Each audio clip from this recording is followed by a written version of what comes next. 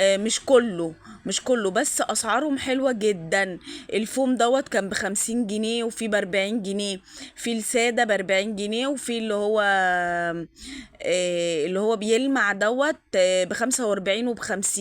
الحاجات دي بقى بتاعت الحضانات وكده، الحاجات اللي بيطلبوها منهم في الحضانة وكده.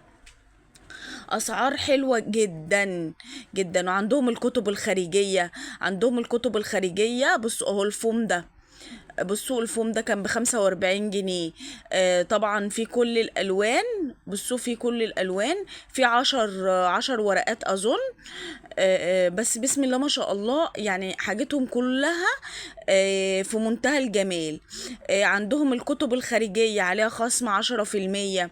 عندهم بقى كل مراحل التعليم، يعني زي ما انت عايزة، كل مراحل التعليم وكل الحاجة اللي هي بتاعت